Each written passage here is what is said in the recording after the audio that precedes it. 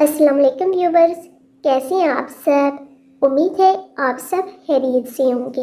आज मैं बना रही हूँ सिंपल फ्रूट चाट की रेसिपी।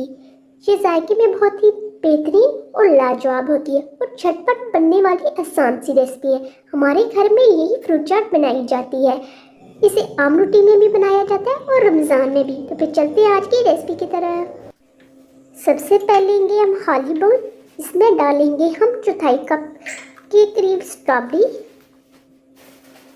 चौथाई कप के करीब ही खजूर छोटी छोटी बारीक कटी हुई, हाफ कप अंगूर बारीक कटे हुए, हाफ कप केले बारीक कटे हुए,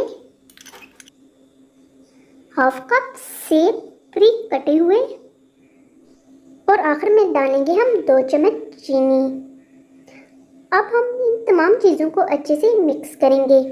आप अपनी मर्ज़ी का कोई भी फ्रूट इसमें इस्तेमाल कर सकते हैं। तो लीजिए नाज़रीन, सिंपल और झटपट फ्रूट चाट तैयार है।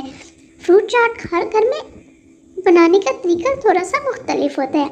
आपके घर में आप लोग कैसे बनाते हैं हमें कमेंट सेक्शन में ज़रूर बताइएगा।